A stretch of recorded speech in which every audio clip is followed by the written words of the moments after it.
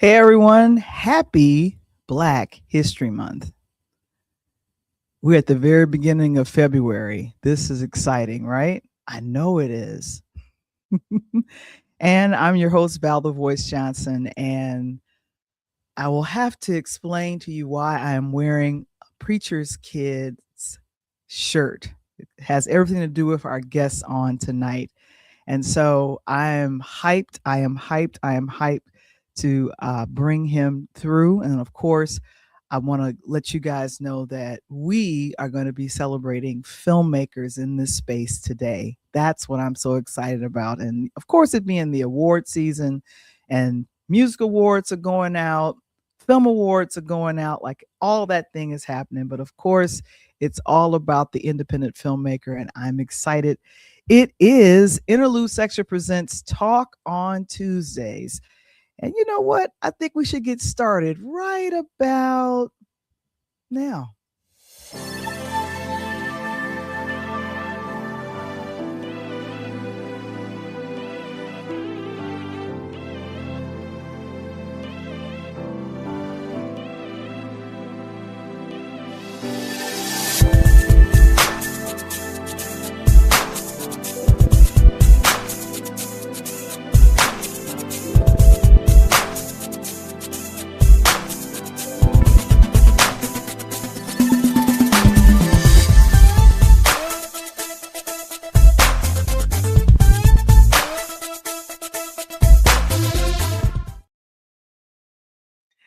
It's Interlude Section Presents Talk on Tuesdays. We are here and we are back.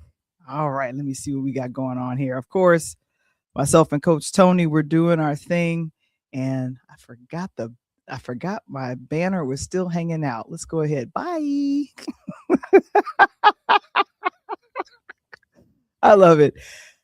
A DJ Saved My Life. It is the book where I give the personal memoir of why I started my podcasting and becoming a virtual DJ during the pandemic.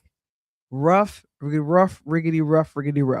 You can go to purelighthouse.media.com/shop and get your signed copy. I got about 10 or 15 more left, and we would love to go ahead and do that for you guys. And we want to thank everyone that has already purchased a copy. Of course, there is Interludes, patreon.com/interludes. It is our behind the scenes and fun stuff that we have. And of course, me giving you podcasting tips. And of course, go ahead. You can join Patreon for free. There's a Purple Robe Diaries. There's a bunch of stuff. And of course, as I develop as an entrepreneur and as a business person here in this space of podcasting, I share a lot of what I've learned and what I continue to learn in the Patreon space. So join us over there. Patreon.com. Join us for free. Thank you so much, Mr. Springer, for getting that up there. You could go ahead and do that, of course. Yeah. And then, of course, our affiliate sponsor is KeySpot. Share, connect, and grow. Promote your business or your book or podcast on the app keyspot.com/free. And thank you so much for that. That's right. There we go. Thank you so much for that, Mr. Springer. Of course, market your free your business for free on that situation right there. And I have to let you guys know about the morning meetup. This is a business community that I'm a part of. The owner, the person, he is based out of Atlanta, but there's people all over the country that's a part of this. And his motto is consistency is the only cheat code. I love that. You can join today for only $19 a month for joining this business community that keeps you accountable for what? Creating content that converts. So excited about that. And of course, thank you so much for Mr. Springer for putting that up there. Get your business accountability on today. What? Coach Tony Thompson. I'm so grateful that he has his own IG. I manage it for him, but we do our thing. The Pull Up Podcast Show is every Monday He's been without power for a little bit, but he is back. So I'm excited that we'll be doing new shows coming up for the month of February. And so go ahead and scan the QR code and hey, go ahead and follow the coach because that's what he does. And of course, for myself, I got two Instagrams. One for interludes _ podcast, and then of course Val the Voice Johnson. Oh my goodness. Oh my goodness. And of course, purelightHousemedia.com. Go ahead and follow our blog as we give you guys how to write a great introduction for your podcast. Like this is the stuff that's living there on our page. So excited about that. So Coach Tony, he is coaching. This is a busy season for him. And so I said, you know what, Coach, I actually would like to bring a friend to the stage and have him talk about filmmaking. And what I wanted to do before I do that is, have you guys ever heard of the filmmaker Oscar Micheaux? Have you ever heard of him? Yeah, he's over here. There we go. There are some filmmakers that I thought about and I said, who should I go to? Should I go to Spike Lee? Should I do the Hutland brothers? Should I do Ava DuVernay? I said, no, I'm going to talk about the first independent. He is credited for the first feature length film by an African American. This was done, The Homesteader, in 1919. Yes, that's the year. That's not the time. That's not military time. 1919. And then, of course, he responded to racism. I think Spike would have loved him. His second film, Within Our Gates, in 1920, was a bold rebuttal to the D.W. Griffith's white supremacist film, The Birth of a Nation, depicting harsh realities of lynching and systematic injustice. If you don't know anything about this phenomenal filmmaker, Oscar Micheaux, please find out about him. He is a trailblazing author and filmmaker. And of course, as we celebrate Black History Month here, myself and Coach Tony, we will be highlighting people you need to know in the space of entertainment and sports. And so Oscar Micheaux is someone you should know. Another person you should know, I got a chance to meet this gentleman a couple of years ago. A friend of mine introduced me to him, and he is a professor and also a filmmaker. And then I like to call it someone who loves to put together films in documentary style. But of course, he created something called Preacher's Kids, the Untold Stories. That's the story behind my shirt. I saw it on stage here in Chicago. There is a space called ETA. And to see people's response to the preacher's stories that happen, I said, you know what? This is a gentleman after my own heart. I consider him like a big brother. I want to introduce you all to Chicago-based filmmaker and brilliant professor and author. It is Alvin Daniels. Hey, Alvin, how are you? What's going on, Madam Amazing Energy? I got to start by saying I'm grateful to God that I met you because your energy is always amazing. Thank you for having me. I thank you for the love. Of course. Yeah, of course, I'm going to give you the love. I'm going to give you the love. And I want to make sure that we catch up and figure out what you have been doing since you came on with me and my former podcasting partner in crime, Mr. Womble. You both in the teaching space, and That's you right. guys kept calling each other unicorns. That's right. 2 unicorns. That's right. That's right. That's what I'm talking about. So what have you been up to since we've chatted? I want to say that was back in 2021, 22, I believe. Yeah. Yeah. I have to start by saying, just God is gracious, man. When you look at as we get more seasoned, I tell my students there's no such thing as old. You're either seasoned, classic, or seasoned or classic. So as we get more seasoned, it's just a blessing to be alive. It's a blessing to do what you love to do. And I'm just grateful that I've been able to do what I love to do and just take it to another level, like every couple years. You saw the stage play. I started that stage play out of pain from my uncle's death, who was a preacher's kid Mhm. back in Ah, 2012. Started as a stage play at my mom's church. Stage play was doing well, doing really well. And then COVID hit. And me being a TV guy, I said, hey, I want to turn it into a TV show. So what happened was I turned into a TV show. The first episode was picked up by Amazon, and the graciousness of God, it came out on the same day that The Last Dance with Michael Jordan came out. So in the Chicago wow. Sun-Times, they had an article of Michael Jordan on one side and an article of me on the other side because I played basketball in the city. So that exploded. God was good with me with that. And then we keep moving. My mom died 2 years ago, so I had to take a step back from Preacher's Kids. And about a year ago, one of my former students said, hey, let me check out one of them scripts. And he started doing animation. And now we're doing Preacher's Kids, the animated series that'll start streaming next month.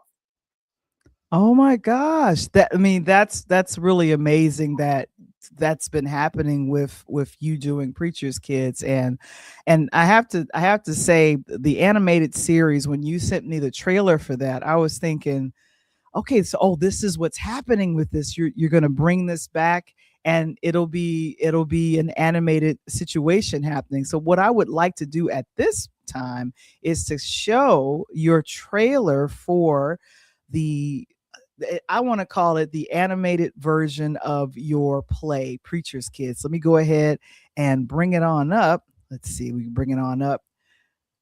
Here we go. And I'd love to hear who was the animation person and all of that. Let's go ahead and check it on out, guys. Here we go. Morning when I roll, yeah. Hello, my name is Alvin, and I would like to welcome you to my world, the world of the Preacher's Kid. This morning, Meet my pastor mom. Hey, baby. How's mom's son doing today? Enjoy the characters. My mother. you know you right about it. You preaching now, Pastor. Now, Pastor, the Lord had came to me, and the Lord told me to tell you to preach. Hold on now. Not right now, Sister Tell It All. Now, save that for first Sunday's testifying service. All in my world of the Preacher's Kids, the untold stories.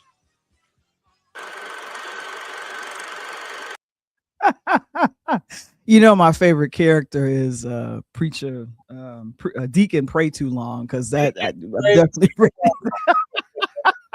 Yeah, I think, again, anyone who's ever been to a black church, they know all them characters. And then some people who have gone to other types of churches, there's somebody related to every character.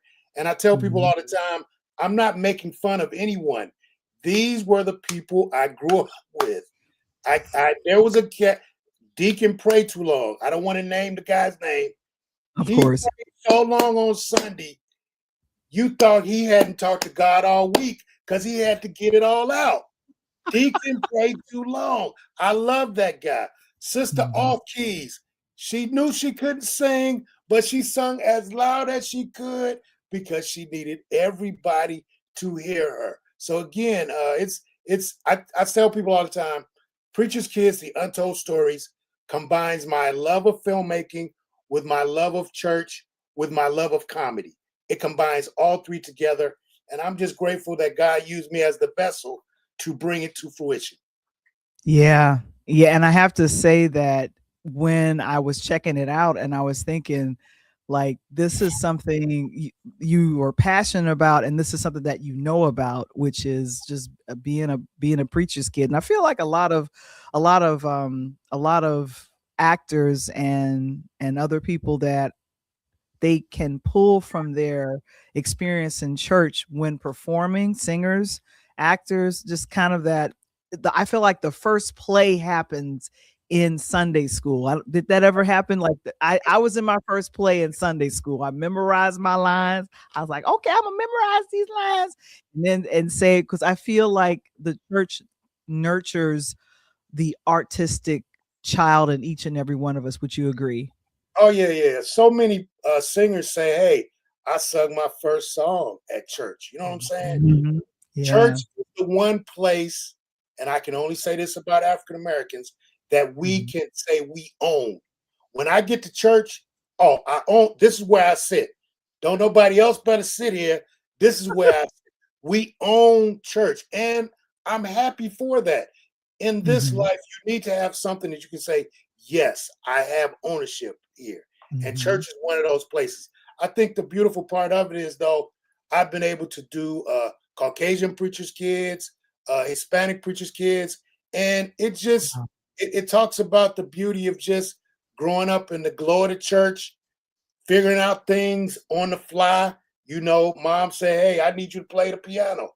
I ain't never played the piano. Well, the pianist ain't here, so you better learn chopsticks. I told my mom, I'll do everything. Just don't ask me to be a nurse because I ain't putting on that white. I've done everything else. So that's the beauty of it. But like you said, it made me into the man that I am today.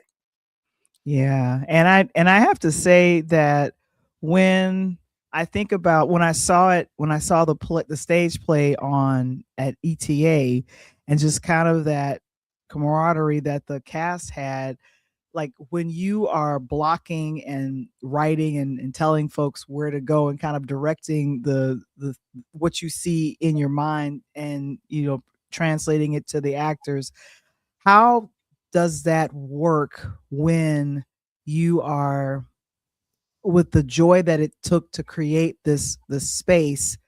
How have you seen different actors at different times, interpret your characters, like Deacon Pray Too Long and other wonderful characters you've created with this?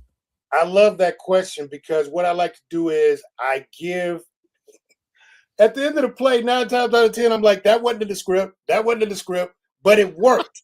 So what I Yeah. do is I give my actors creative license to bring to life what they feel about the character. I've only been burned one time, and Ooh. I got burned in a way that if you didn't see it, you didn't know I got burned. Uh, Mm. but overall, I started in 2012, so 14 years. I've Wow.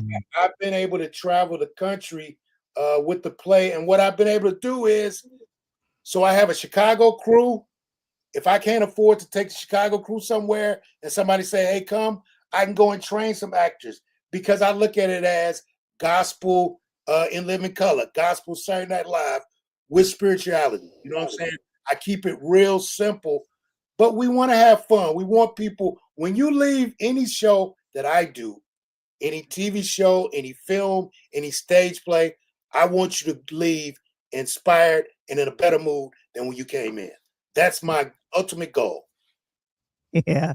And I think that's important for folks that's in the art space of making film, is that you want people to walk away with that takeaway, the message. And for me, I think more and more dramas or even comedic plays, or however that works in that space, just needs to, I feel like a lot of people have these views about church, but a show or a play like Preacher's Kids, The Untold Story, is just kind of like, no, no, no, we're going to rip the Band-Aid off, and we're going to see everybody do what they do and what they bring to the to the screen, or to the stage. And so I'm hyped. I'm hyped for you. And like I Yeah, said, I found my shirt, so I was like, I have my shirt. yeah, that's number love.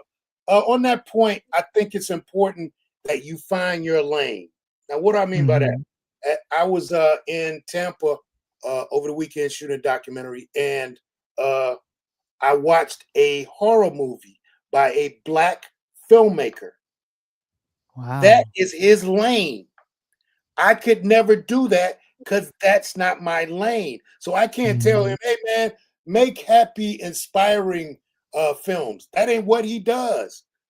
What he does is what he does. I think it's a little sadistic. It is what it is. But what I do, he might not be able to do. So find your lane, find your voice, put it in the atmosphere, seed time and harvest time. God's timing is impeccable. Yes, it is. Yes, it is. And here's the thing. You are also a professor at Chicago State. Right. And how long have you been at Chicago State? I was here for 10 years. I left to get my master's. I was working in a department called the Office of Distance Learning. I left to start a business, get my master's, and now I've come back to hey, there go my people. I've been back for 16 years now as a professor. And I can honestly say I'm grateful to Dr. Z. Scott. She continues to help elevate the university. Our department just received a major piece of money from Congressman Jonathan Jackson so students work on things, on equipment that is state of the art. Just tonight, the guest speaker for my sports broadcasting class, he graduated a year ago. He works on Chicago PD because he got an internship at Chicago State. So we got about 8 students working at Center Space, Chicago PD, Chicago Fire, Chicago Med. 8 students who are over there right now working, making ridiculous money, doing what they love to do. So Chicago State, many people, they be like, you still there? They ain't closed. Nah, man, we ain't going nowhere. Football coming. We're about to get it in, baby. And I have to say this, like, this is encouraging to hear. And I know for you as a professor, someone that's teaching filmmaking and the like, when you hear about your students, literally being able to work in this field, because sometimes it's hard to break in. That's so right. When people come back and say, "Oh, Professor Daniels, I'm able to, or I'm working here," how does that make you feel? Man, I that's what life's all about, man. If they say some of this, I love memes because memes are quick ways of saying what you want to say. One meme says, some of the greatest libraries are in the cemetery. Oh. Let that sink in. Some of the greatest libraries are in the cemetery because people took the knowledge that it took them so long to gain and didn't leave any. So when I leave out of here, I'm going to let it all out because you're blessed to be a blessing. So to answer your question, it just gratifies me. This kid tonight, if I could tell you his story and how we relate, it's gratifying. It lets me know everybody might not get it, but if I can get a couple kids to see the light, my mission has been accomplished. That's what I'm talking about. Oh my gosh. So, what we're going to do, we're going to take a little bit of a break and then we'll be coming back. And I want to talk about some of the documentaries that you've been working on, especially one about Jim Dent, who is a golfer, he was a golfer. And like I said, we want to just kind of get a little bit more into also Halsted Media Works LLC, your business and all of that. But we are going to come right on back right after this. Here we go. Hey, I'm Coach Tony, and this is the Pull Up Podcast Show. For every Monday, we break down the game quarter by quarter and give you information as well as break down the culture. Join us on the Pull Up Podcast Show. Pull up. It's the Pull Up Podcast. It's the Pull Up Podcast. It's the Pull Up Podcast. Pull up. Bounce the voice and Coach Tony, it's the Pull Up Podcast show. I said bounce the voice and Coach Tony, it's the Pull Up Podcast. Are you a small business owner looking to grow? Introducing the Key Spot mobile app. I'm Cynthia McAllister, owner of the IT company Quality SAP. Since 2016, we have been supporting small businesses and help them promote and share their businesses, services, and events across the country. KeySpot is more than just an app. We are a network providing community. Key Spot, connecting communities and supporting small businesses. Welcome back. Welcome back to Talk on Tuesdays. And I want to get started again with your documentaries, that some of the things that you've been producing, Alvin. I heard about, and you sent me this about Jim Dent. And I was thinking, well, let's find out about him. But I guess the best way to do that is to show the trailer that you shared with me, and then we'll talk about that on the other side of it. Here it is, guys. Check it on out. He was the best long hitter, hitting the driver off the deck. He could hit it anywhere. And he could be in the middle of the fairway and he could hit his driver because they couldn't hide them for five. Back then, he's probably one of the best drivers off the deck. When I say off the deck, at the fairway. I was about 12 or 13 when I went over and started caddying. Get out of school at 3 o'clock, and the big kids get out at 3 o'clock. So I went down there and seen a man hit a golf ball, and somebody told my sister, and I got a whooping. So she said, if you learn how to caddy, you're going to learn how to gamble. And when he come off the golf course caddying, he go beat balls. He go and beat balls. Yeah. So he was dedicated. They see the young white kids had the advantage. They had to play. They got to play all the good golf courses. We had to play pea patches. From as early as I can remember, you know, being out on the tour with my dad during the summer times out of school. All of his success really come on the senior tour. He won a little over $500,000 on the regular tour. He won damn near $10 million on the senior tour. He won over 12 times over there. He lived his dream to make a living. With the right people, you know, I played with Jack Nicholson the first time at the rail. And I hit the ball 385 yards off the first tee. He stepped it off. He hit it 353. He said, as far as he ever been out there, hitting it 300 yards. And like he said, whatever you do, don't let them take your distance away from you. That's your advantage. All right. And the man, the myth, the legend, Coach Tony. It is Coach Tony. Woohoo! Hey, you see, I got them letting them know right now. Hey, if you don't know, now you know, baby. Hey, man, they call it 28 days short. I just tell them we just 28 less than 365, baby. You know how we do. There it is. Good to see you. Man, how you doing, my brother? God is great and worthy to be praised, sir. Man, that is wonderful, man. I was talking about earlier, man.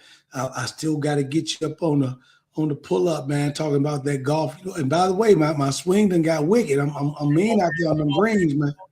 I'm gonna have you on my other golf show, Chase the Sun.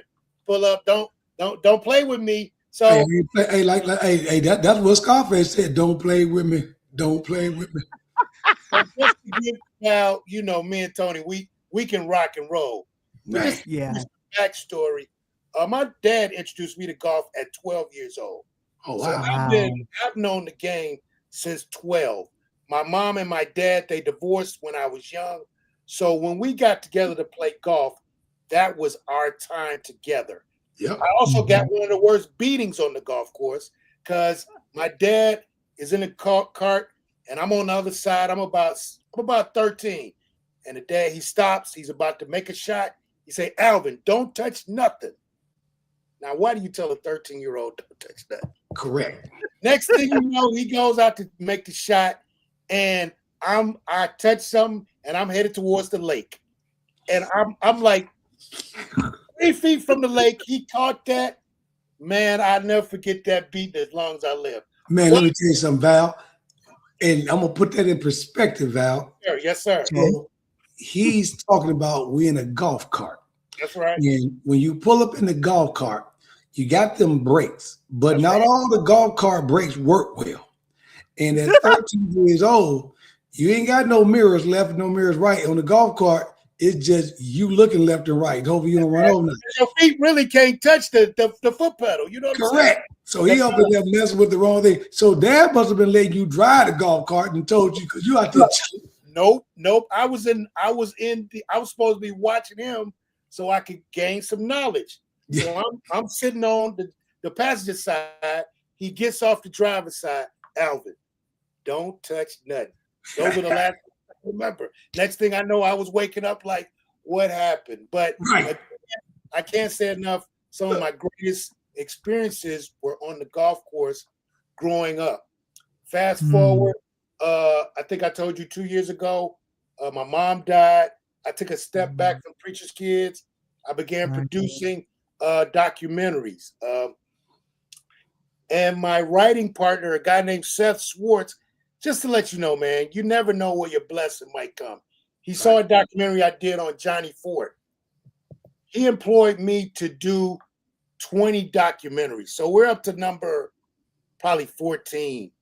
And when I say these documentaries are going to just take us to another level, they're going to take us to another level. Now, I'm gonna give you one to knock out the door when we get finished. I'm gonna give you one that you gotta do. Yes, sir. We're pushing it right now. You know your boy Mark Aguirre.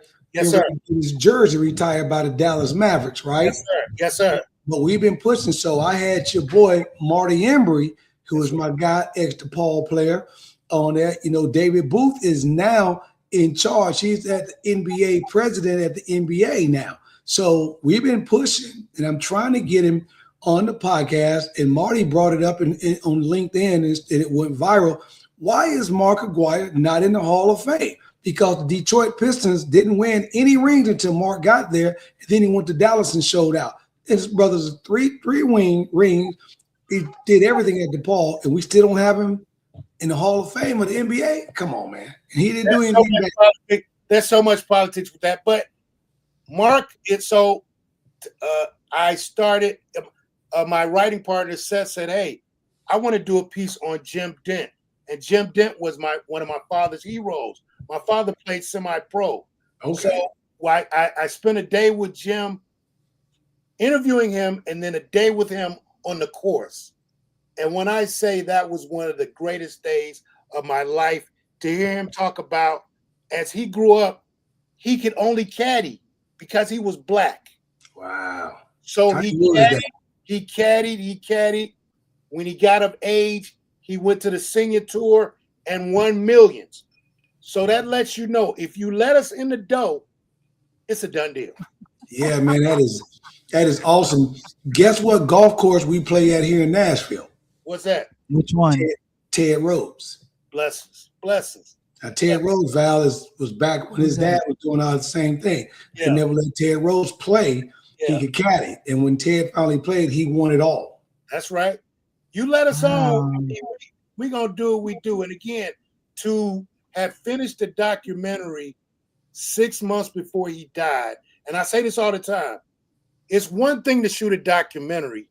It's a whole nother piece for someone to say, I loved what you did. Yeah. And I definitely want to go ahead. I'm sorry. And I definitely want to mention the one that we talked about. And this was the trailer I sent you, Coach, and you came in right when we were at the very end of it.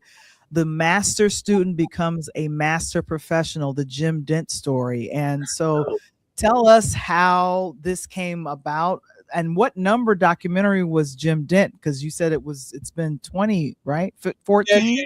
So my writing partner, God is beyond our, we looking for God to come this way, and God is coming in every direction and just blow our mind. Right. I talk about my writing partner, Seth.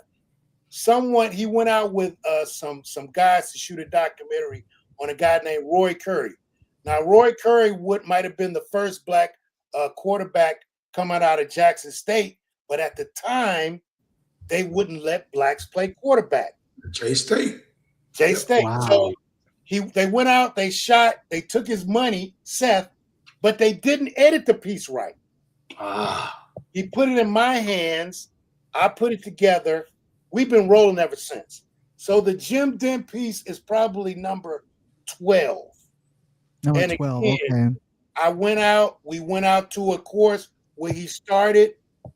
We went out, the guy, Robert, he caddied with him back in the day.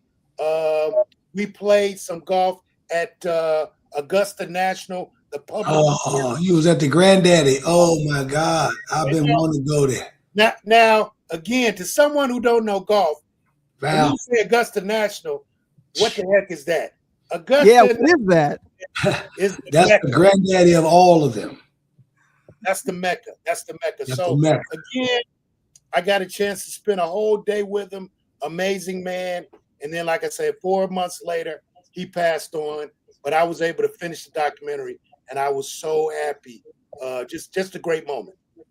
And that's awesome. And when you say that you learn and you out there, with him and you're doing some things, how has, like, in the golf space and Dent and these guys doing the documentaries, how has it helped your personal golf game, and what has it done for you?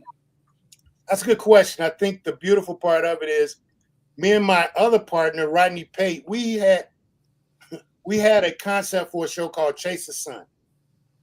Chase the Sun is a look at the game of golf from the beginner, the competitor, and the pleasure golfer. So the beginner is the person, they don't know nothing about golf.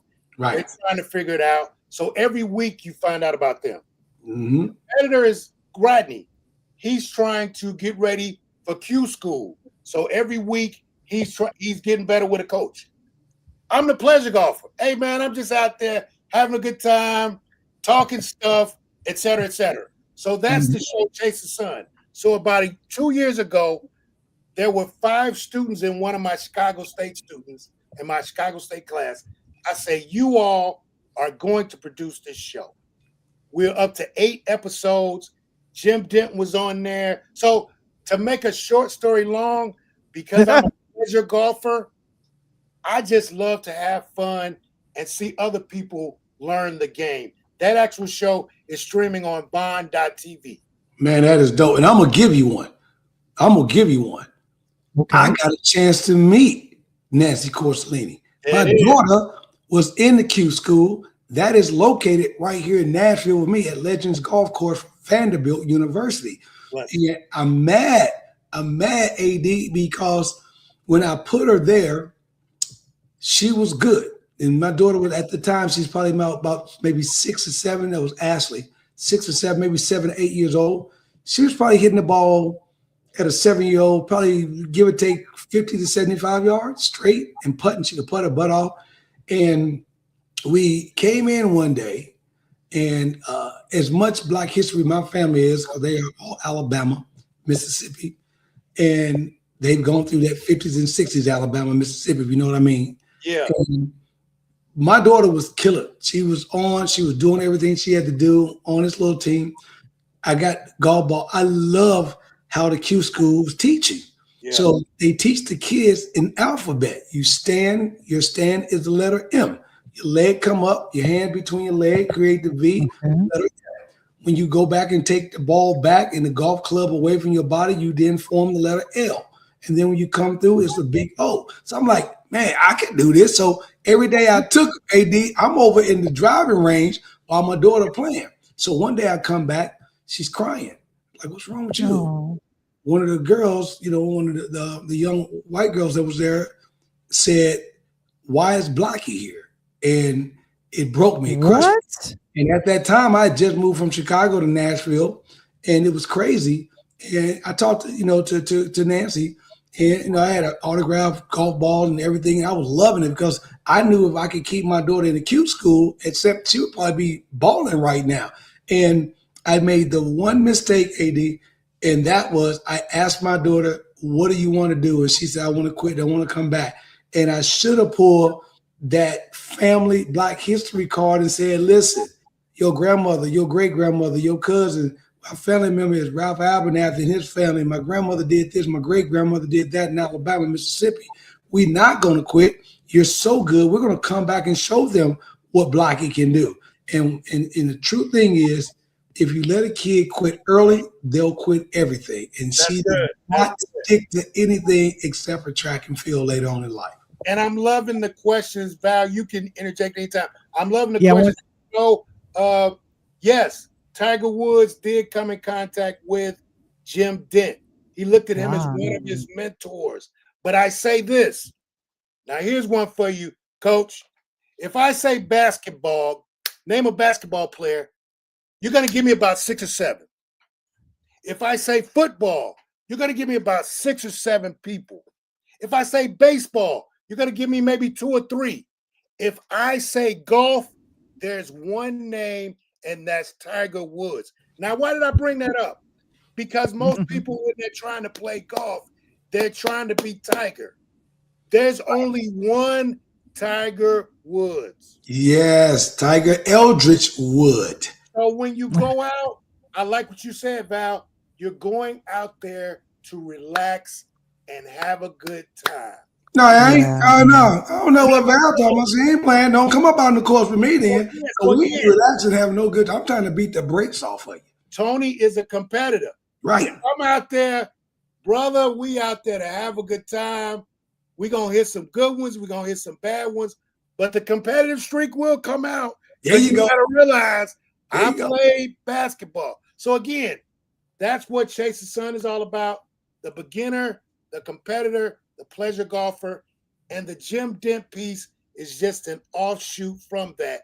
Just highlighting a great man who couldn't play golf when he was growing up, but took that skill to move forward. Man, that is just, I mean, like you said, it's just awesome because I tell Val all the time, you know, me and her have been talking. And matter of fact, I'm going to get with you because I told Val I'm about to have my first annual pull-up podcast show golf outing. And she and I have been talking about it, just working on logistics, whether I'm going to do it in Nashville. And I thought about doing it in Nashville at Ted Rose Golf Course, a famous black golf course, which would be perfect. So I've already spoke to the powers that be. So me and you need to table this, and then I need to get you involved with me on that board, put it together, because I like to bring some big people in for that. I got my guys here, Tennessee Titan guys. I'm tight with all those guys, so I can get some names and do some things. So me and you need to talk about it. But this is beautiful because I never forget when my guys were trying to get me to play golf. I'm like, man, I'm playing tennis. I want to play golf. But once I got on it, and I tell Val all the time, once you get on it, you hooked. And then no. Tony, let's put it like this. You're either going to love the game or hate it. The game. Right. There really is no in between. You're either going to love it or you're going to hate it. Yep. So you got to find your niche, your way, which is why, again, on Chase the Sun, you see the beginner for 7 minutes, the competitor for 7 minutes, the pleasure golfer for 7 minutes. So you can glean something from all of those different people. Oh, yeah. Latasha says she's been golf for a while. She likes it. It's very relaxing. That's Latasha. That's a good friend of mine. She says that she wants to learn how to play, and she's happy for this conversation. And another, this is actually on IG. This is April Wheaton White. She's a good friend of the. She's a great friend, and she says 20 documentaries. That's awesome. Yeah, she's giving you that compliment, Alvin. I received that. Again, the scriptures say, again, I'm a preacher's kid, cast your bread out on the waters, and in a many a day it's going to come back. The scriptures never said when, by who, or where. It just said cast your bread. So again, I've been doing this for 35 years, Val, which is why I speak over what you and Coach Tony are doing. Seed time and harvest time. I am beyond proud of the steps you made to take what you're doing to the next level. That's what it's all about. Every day I'm trying to get better. So again, I'm just grateful to the Most High for this opportunity. Man, that is dope. And Latasha, I'm going to give you one real quick. Me on my recruiting, I got a lot of stuff I work on my NIL. Track and field and golf are the two most underused scholarships at a university, especially at a you.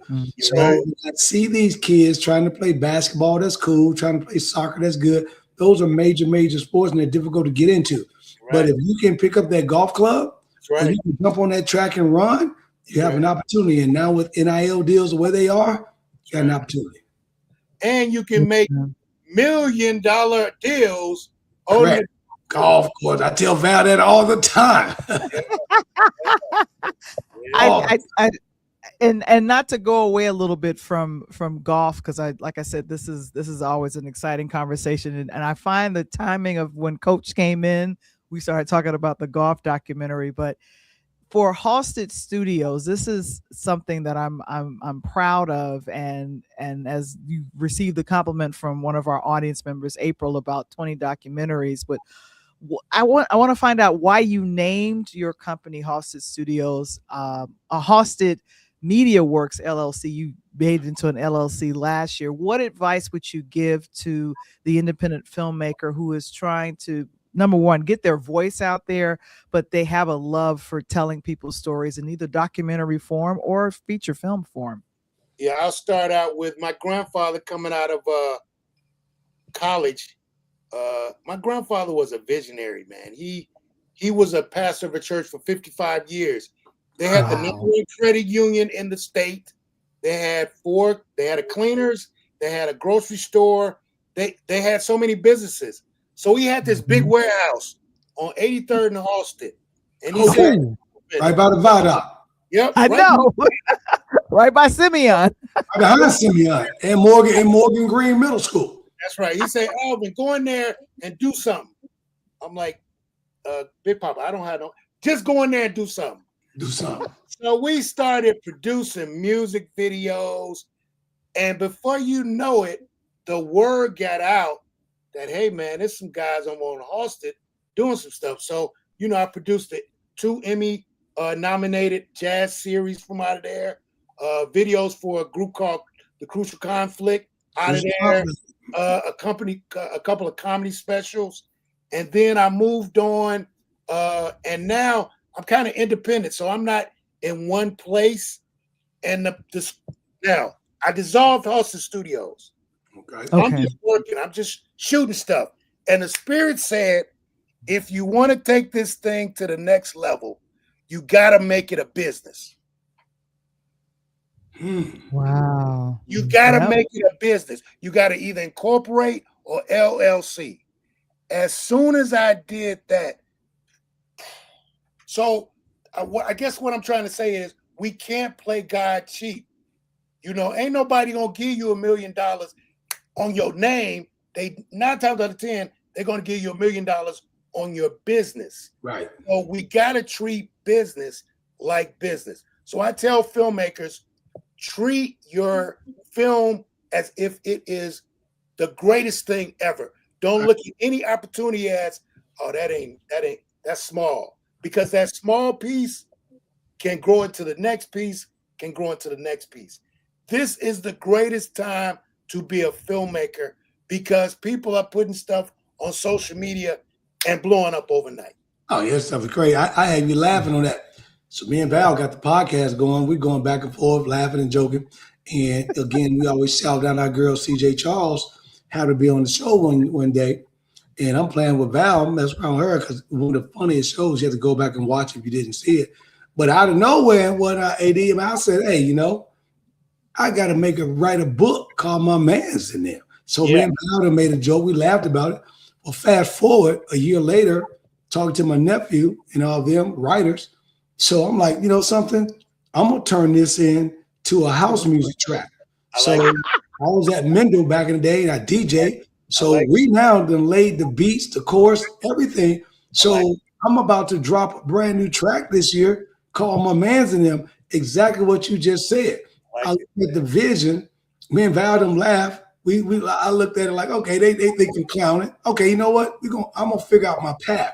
And the path was in the house, started DJing again.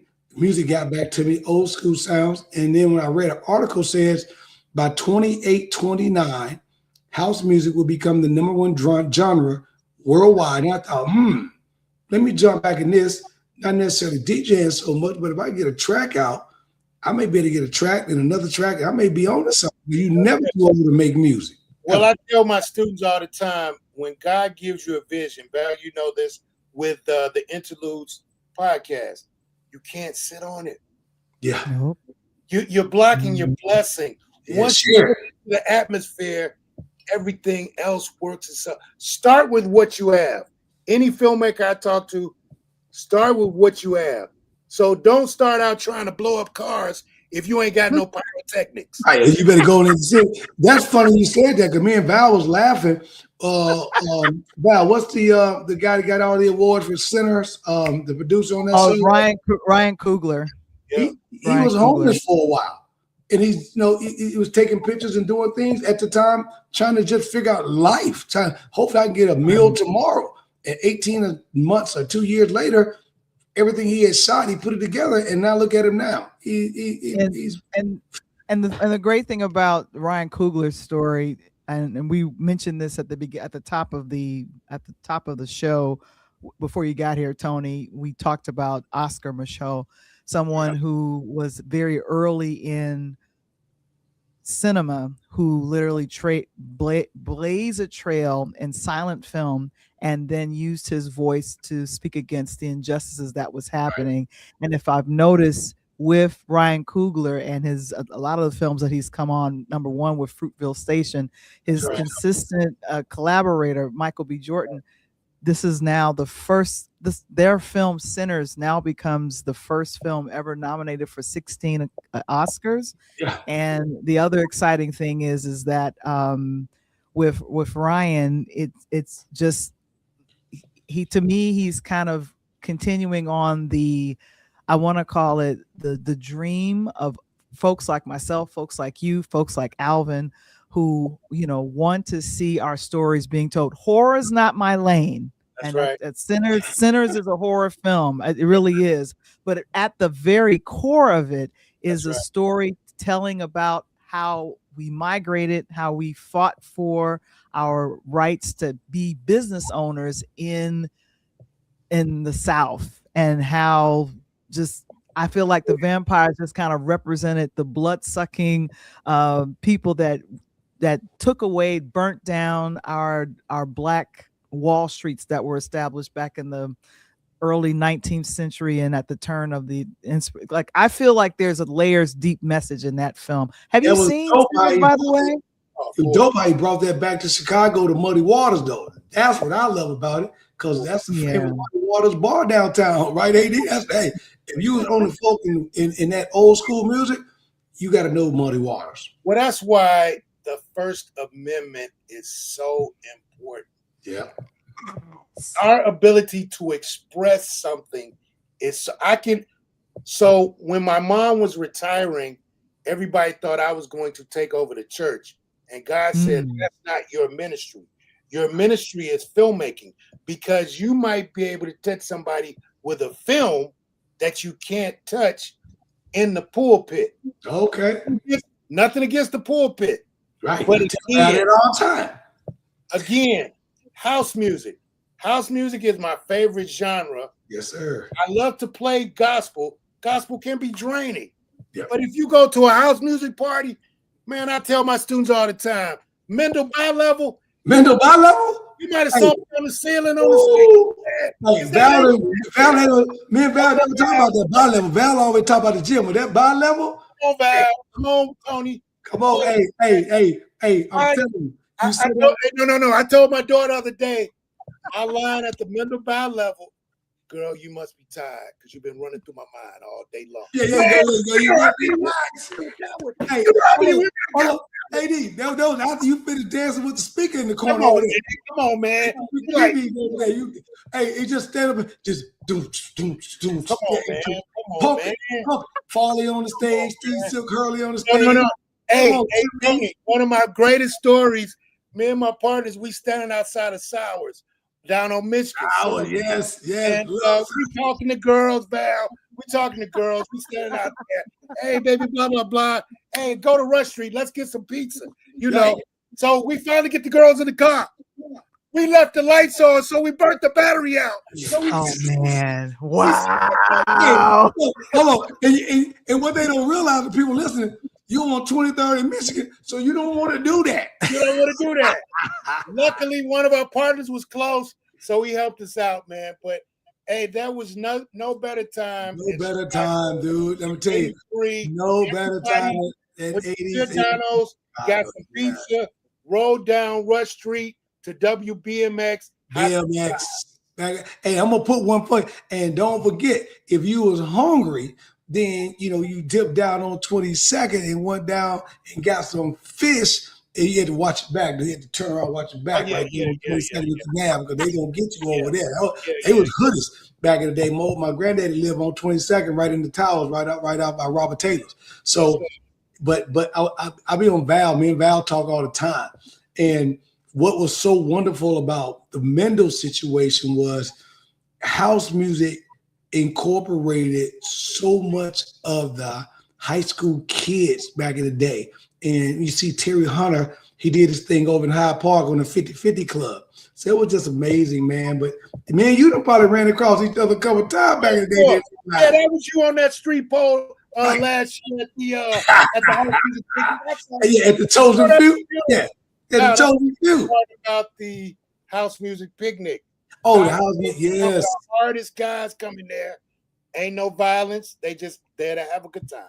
Hey, me and Val talk about that. I had Val laughing last year. We were talking because I'd asked about the taste, because I'm in Nashville and they had moved the taste to like Labor Day a few years now. I think they brought it back.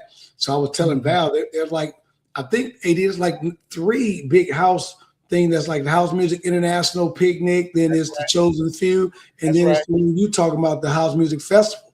And it's never a problem. You know why? Because the young dummies right now, they don't understand house music. So when they come into it, they're like, what is this? That's going on. Hip hop down the street over there on the west side or deep in the side. I call it the Black Woodstock, Valerie. The Black. I like that. I like that. I like that too. And I have to say that the two of you all just reminiscing about house music. This is a true house head, Alvin. When I tell you, he is a true house head. He has records right there in his studio, right there. He can break out of the record and just be like, "Yeah, you remember this?" And I'll go, "I don't remember this song." I live across the street, AD, from, of all people, Vince Lawrence, who was good with Jamie Principal and all of them. So I got a chance to listen to On and On. I was there in Jamie's Principal early on with Mysteries of Love, Godfather House Music, and and Vince used to come over to the crib. You better be quiet. You're gonna give me the juice. Go get you the juice. Hey, I'm telling you, when me and you got to get together, I gave Val an app called Marco Polo. Yes, sir. And I'm gonna get you on that. I throw sets out there on that sometime, and I'm gonna put together one of them old school. Hold on, matter of fact, I'm gonna have you laugh. I'm gonna put one of them old school stand up on 111th in Michigan and Rose, and got to watch it back to the CTA. 500s, baby.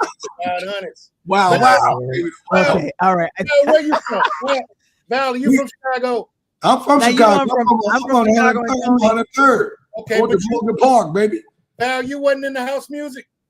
I was getting spanked. I was a little bit younger. I went to the one Mendel party that I went to and got in so much trouble because my mom had heard about what had happened with that. And like I said, some of the folks that's listening, like, oh my gosh, what is this house music thing? The one last thing I wanted to yell out, because I've noticed that you've been doing a lot of films and documentaries. You mentioned that you've done about 20.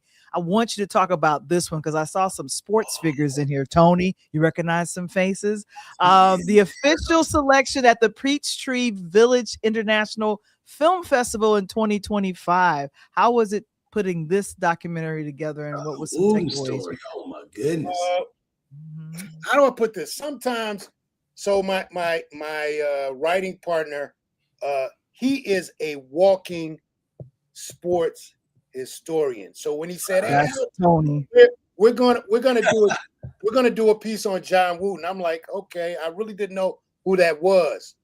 But once I sat down, that man talked about being Jim Brown's best friend. Yep. Wow. Organizing the Cleveland Summit with Ali, so many others. Tony Dungy talked. He is looked at as the godfather of the NFL, the conscience of the NFL. So the beautiful part about that piece, it's going to be coming out in a package of 10 HBCU to NFL documentaries. that are being paid for by a particular company. The reason why I hadn't really put it out there, NFL footage costs $3,000 every minute. I could mortgage my house, but God say just hold off. I have now come in contact with some people who are going to give me the money so that I can take everything I'm doing to the next level. But had I not put it out there, man, what I don't have, don't start with what you don't have. Start with what you do have.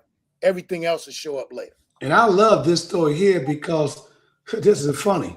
So his nephew or relative Wooten is here in Nashville, met them. And Val, you know, I did a story on him as early on. You know, the brother was not like he was from major city. He's from New Mexico, of all places, and ended up playing football in Colorado, and then went on to play 10 years. I think if I serve correct, I think he played 10 years like with the Redskins back in the day. So he's with the Cleveland Browns with Jim Brown. Jim Brown, and then he played that. So to see him do this and look at that, so you know, it was amazing to just see the stuff that we got, and that's what kills me with the 47th, trying to wash away our history, trying to replace the stuff that we're doing. And so glad to have you tonight, AD, because Val couldn't have picked a better person to kick off Black History Month. I know. I'm gonna say two things, Val. My grandmother used to say, "God don't like ugly, and He ain't too fond of pretty either." Right. No. Karma has never lost an address. What you put out there is gonna come back on you. Think about that. So again, everything that's going on, we hate that it's happening, but karma has never lost an address. So just sit tight and get your popcorn.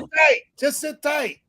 Because if you lie, you got to keep telling lies. There you go. You got to cover that lie up. And then number two, Val, the second thing, the last thing, there was no greater feeling than for John Wooten, after watching the film, to start crying. Oh, man. Wow. This man didn't know me from Adam when he first met me. Wow. So again, that's what it's all about. You said it best, Tony. If we don't tell our story, ain't nobody else gonna tell our story. So when you go do these documentaries, let me ask you a good question here. And you get these, you know, Black historians, because that's what we're talking about. We're trying to make the Black historians that nobody know, right? And when I say nobody know, the people that know them know them. That's right. The masses. That's so when you go do these documentaries and all that, you know, and you're already sitting in this oh my God stage, right? Mentally, because you're like, I'm in front of this person who's part of history based on X, Y, and Z. What kind of research goes into that so that when you get to that person you're talking to, one, you feel comfortable, and two, they know that you did your homework on them? That's a great question, Tony. Again, you got to find your lane. I am a producer that learned how to edit very early. Right. So my writing partner, Seth Schwartz, always wanted to produce documentaries on HBCU players. So he does all the research. I shoot the footage, and then it's on me to put it together. Yeah, make everything happen. And then once I do that, God has blessed me with, you know, some distribution angles that we're about to just take it to another level. So to answer your question, my lane is producing. You give me an idea, I can make it happen. Man, get on that. Yeah, and I think what should happen, even though Coach Tony, he did show me a Back to House Music, a wonderful documentary on house music. It would be fun, Alvin, if you could produce like a gospel house music documentary on Chicago or something, or some kind of. You got to go back to what he just said. That'd be fun. Gospel is great, but he's got to stop it. But what he's got to do in that, and Alvin gonna laugh, because I get on Val all the time. We go do our outtakes, so make sure you don't hang up tonight. We go do our outtakes. Sometimes, and Val will tell you, I've dropped a 20, 30-minute set for her sometimes after we get off the phone, just on because right after remember the show. But when you just said that a minute ago, you was in that same genre with me. You know, I remember first time I got down to the warehouse and saw Frankie play. I remember not only that, like you just said, going down to Sawyer's and watching Ron Hardy just be zoomed up. And the party started on Thursday and don't stop to Sunday afternoon at 3:30. I had homeboys going to school the next day with the same outfit. Like, hold on, dog, I just saw you yesterday with that on. So yeah, my wife is a little younger than me. Val, you'll laugh at this. And she'd be like, Alvin, how can you all just keep dancing to that? I'm like, you know what? If I didn't love you, we'd be divorced right now. Right, yeah, you're being very sacrilegious right now, okay? Music is over. Hey, Al, and you should have told her this. And back in the day, tell me if I'm lying now, Al, we didn't need the women to dance with us. We at that party. Man, we had the go-go group. Remember the go-go group? Just dance, man. That's what house music is all about. Thank you for the picture, Al. Of course. Coach, this is Alvin's beautiful wife. I wanted to make sure I found the right time to show this one. Yeah. She grew up in the hip hop age, and I love hip hop. Yep. But you cannot listen to house music and be in a bad mood. I'm sorry. And the funny part about Al is that if you go back, I had to throw this at my son. I had Val laughing about half a year to a year ago. My son just graduated. I was telling him, I said, man, when you start to go out, you know, you're going to hear this house music. Of course, they think EDM is house music. I said, no. I said, if you listen to the new artists, right, hip-hop artists, the ones that are becoming famous, what are they doing? What did Drake do, Alvin? He dropped a house music album over in London. And who followed him? Beyonce. And what happened? Both of those albums were the #1 selling albums for them. Both of them, Drake's through the roof, Beyonce through the roof, and now everyone else followed. So my son goes out and says, Dad, you're right. I'm in these parties, man, and I'm listening to hip-hop music, but all of this on this up-tempo house music track, 122, 123 beats a minute. I said, you know why? Because the rappers have figured it out. That's if I jump in that genre, I'm going to still spit that rap, but I'm going to put it on the house music track. That's right. That's right. Yeah. And so we want to find out, one of the #1 reasons why I want to have Alvin on as we go ahead and close is, where can people check out the documentary about the Jim Dent story? I know it's going to be released sometime here in the Chicagoland area. And then do you do stuff in Atlanta, Georgia too, or you just stay here in Chicago? I'm curious. Black Hollywood. I'm wherever somebody is. Black Hollywood. Atlanta's Black Hollywood, man. Anything I do and I take to Atlanta, it just multiplies. Which goes to, sometimes you have to go away to come back. So to make a short story long, this piece will be showing at the Wayfair Theater here in Highland Park for Black History Month on Monday, February 23rd, and then on March 1st, it's going to start streaming on 3 services. So what I'll do is I'll get that information to you. Yep. Because I'm in transition, I have some stuff on BT, some stuff on Prime, some stuff here. I'm about to transition into a larger streaming piece. A lot of my stuff right now is on a streaming service called Vaughn.tv. WVON has a free streaming channel, and you can see all types of great African-American documentaries and things of that. Vaughn.tv, totally free. So you can check out Chase the Sun Golf Show. You can check out about 3 or 4 of my documentaries. You can check out Preacher's Kids, the regular version. But starting March 1st, Val, I'll get you the information. I'll be everywhere. Yeah, we want to make sure we put that out there. Now, are you seeing all that beautiful water in that Florida shirt you had on, looking like you south of the Mason-Dixon? Hey, in my head I am. I'm in Chicago, baby. It's 90 degrees below zero here, man. Right, he's at 90 below zero. Hey, that's why we trying to tell people, man. My son gonna say dad. My son said dad. You know, if you ever had to go back home to Chicago, could you do it? I said, yeah. How long would it take you? I said, well, that's easy. If it's wintertime, take me about a week. because I understand the winter got to get readjusted, but I got the clothes.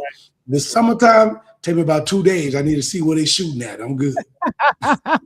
And is this it? Is this it? Vaughn TV? There you go, Vaughn Is TV. Alvin?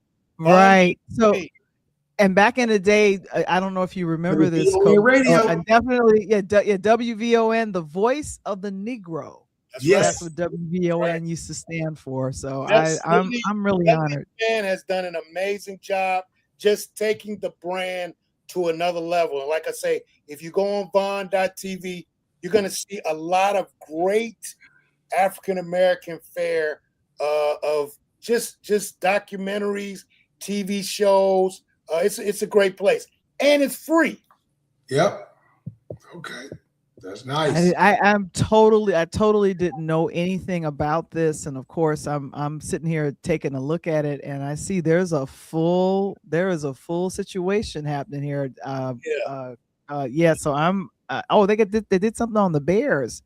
Yeah. So this is exciting. So for Black History Month, we want to make sure that we direct you guys to our independent artists, our independent filmmakers.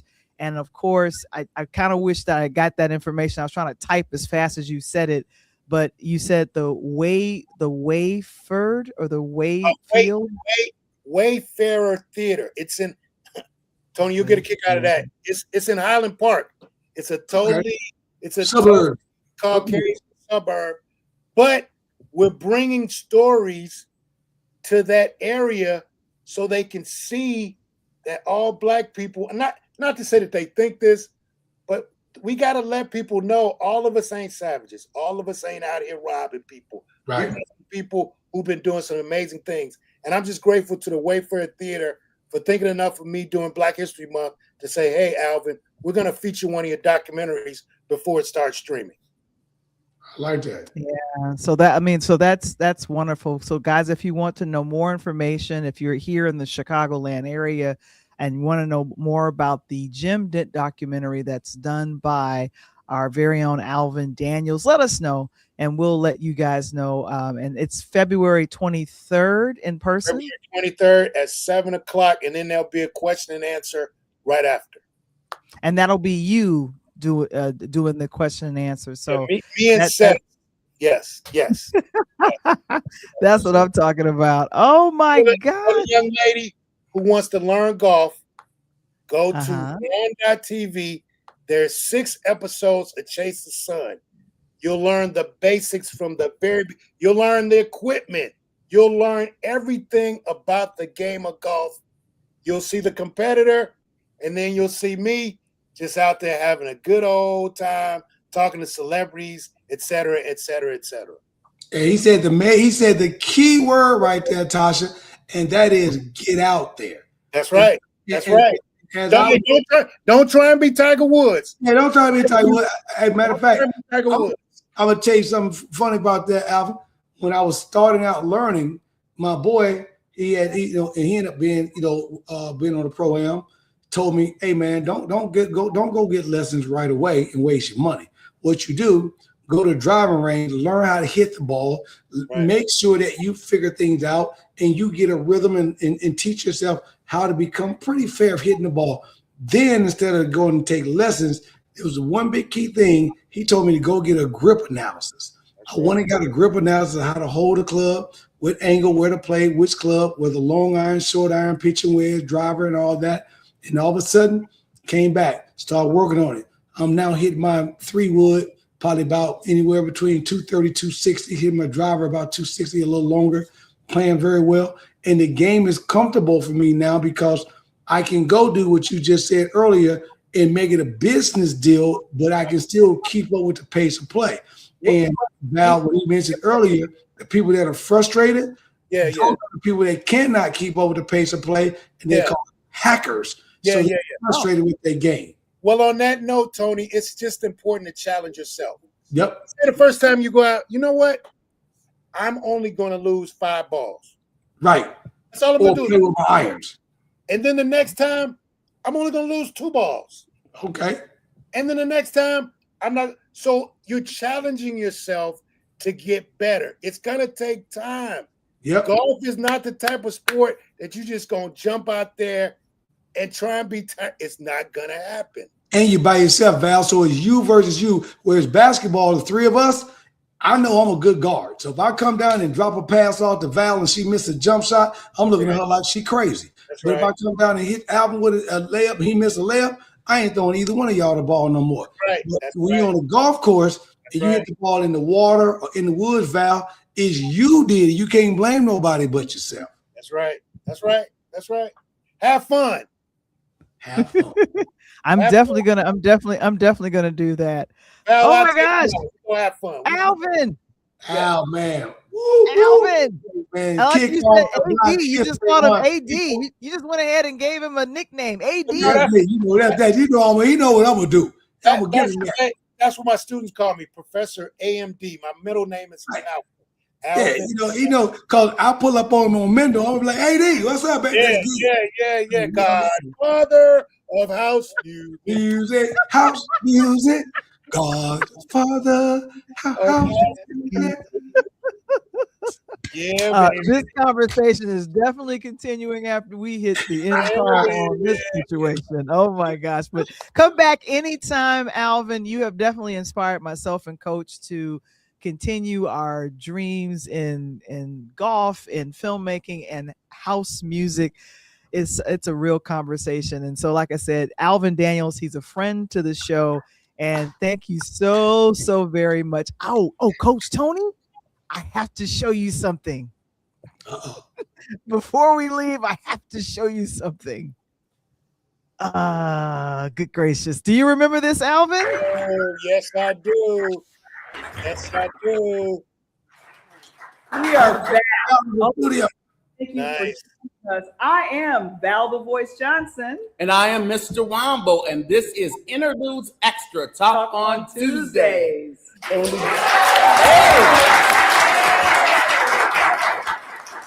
we got a very special guest with us today. yes, we do. Singing her sing. The time is now. Tracy R. King. Nice. My girl Tracy, that's beautiful. I love Tracy too. Val done cut me short. She didn't Come even on, give me come no on, studio, come on. man. Come on, man. Val was on a whole She's sitting to death like she had 8. She on Channel 5.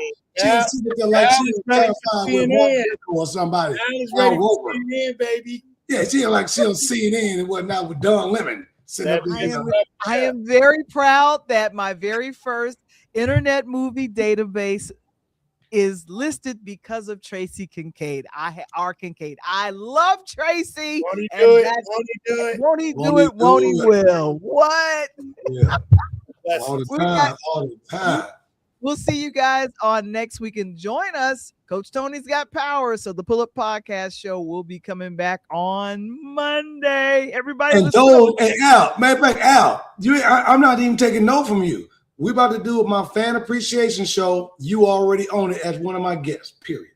Godfather of house music.